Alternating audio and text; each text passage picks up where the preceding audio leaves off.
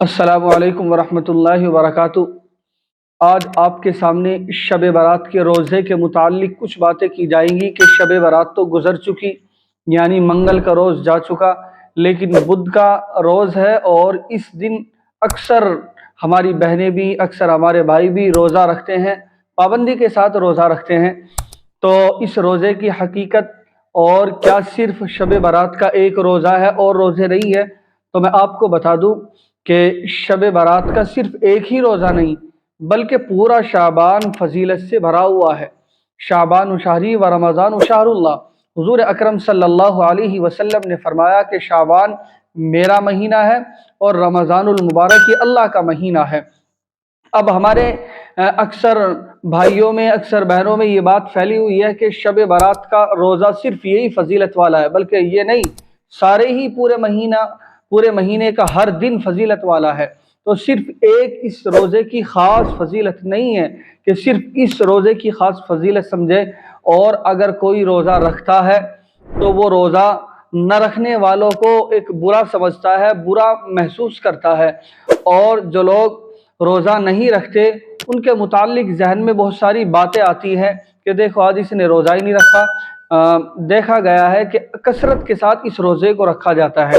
روزے کا انکار نہیں ہے کہ روزہ نہیں رکھنا چاہیے، اچھی بات ہے، روزہ رکھنا چاہیے، لیکن صرف یہی ایک شب برات کا روزہ خاص نہیں ہے بلکہ پورا مہینہ فضیلتوں والا ہے۔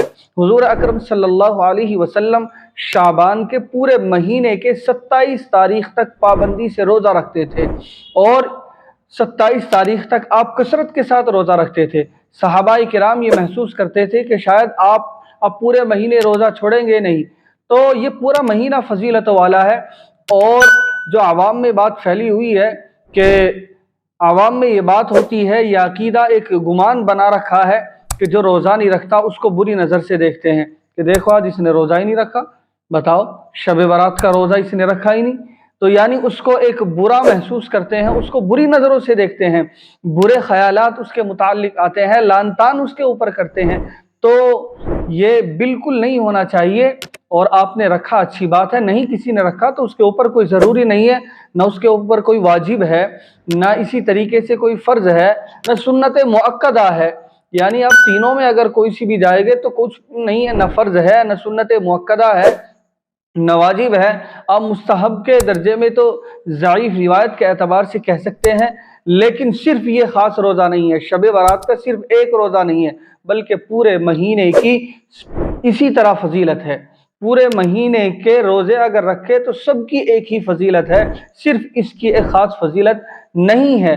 تو ہم اس کا خاص خیال رکھیں کہ نہ رکھنے والوں پر جو ہے کڑی نظر، اور نہ رکھنے والوں پر جو ہے ہم ایک برے خیالات اور ان کے متعلق بدگمانیاں ذہن کے اندر لائے کہ دیکھو آج انہوں نے روزہ نہیں رکھا، تو آپ نے رکھا اچھی بات ہے، جس نے نہیں رکھا کوئی بات نہیں ہے، کوئی معاملہ نہیں ہے، کوئی رمضان المبارک کے روزے نہیں ہیں، تو چنانچہ نہیں رکھا تو کوئی بات نہیں، آپ نے رکھ لیا اچھی بات ہے۔ لیکن میں آپ کو یہی بتانا چاہتا ہوں کہ آپ جو ہے صرف ایک روزے کی یہ فضیلت نہ سمجھ لے کہ صرف یہ ایک خاص روزہ ہے، اس کی بہت زیادہ فضیلت ہے، اس کے علاوہ اور کی نہیں ہے۔ شعبان کا پورا مہینہ فضیلت والا ہے، جس طرح یہ 15ویں شعبان کا روزہ ہے، اسی طرح سے 16ویں کا بھی ہے، 17ویں کا بھی ہے۔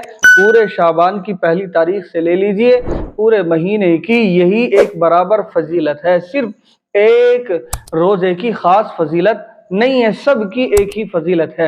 اور چنانچہ اسی طریقے سے جو ہے ہم حلوہ وغیرہ کی پابندی کرتے ہیں تو ہمیں یہ رسم و رواج نہیں اپنانا چاہیے، ہمیں اس سے دور رہنا چاہیے، رسم و رواج سے ہمیں دور رہنا چاہیے۔ یہ حلوے کا بنانا، یہ جلیبیوں کا بانٹنا کہاں سے ہے؟ کس نے آپ کو بتایا؟ کہاں سے ہیں یہ باتیں؟ اگر آپ یہ کہتے ہیں، آپ یہ تعویل کرتے ہیں کہ میں اللہ کی رضا کے لیے تقسیم کر رہا ہوں، تو اللہ کی رضا کے لیے تو اب سے پہلے دن تھے، آپ کل بھی تقسیم اب سے 2 دن پہلے کر دیتے، 3 دن پہلے کر دیتے، لیکن آپ نے یہ دن خاص کیا ہے، تو چنانچہ ہمیں اس دن کو خاص نہیں کرنا ہے، ہمیں صرف یہ نہیں سمجھنا کہ اسی دن حلوہ بنایا جاتا ہے۔ اور دوسرا، جس طرح ہم نے شب برات میں پابندی کے ساتھ نماز کا اہتمام کیا، نوافل کا اہتمام کیا، اسی طریقے سے ہم فرضوں کا بھی اہتمام کریں۔ صرف یہ نہیں ہے کہ آپ نے جو ہے شب برات پوری شب بیداری کی، آپ پوری رات جاگے اور باقی فجر کی نماز ختم، ساری نمازیں ختم۔ تو کہنے کا مقصد یہ ہے کہ فرائض کی پابندی کی جائے۔ اگر فرض کی پابندی ہے اور پھر اس میں کمی کوتاہی رہ جاتی ہے تو اللہ نفلوں سے پورا کر دے گا، لیکن جب ہم نے فرض کو ادا ہی نہیں کیا، فرض کو پڑھا ہی نہیں، تو نفلوں سے کہاں پورا کیا جائے گا؟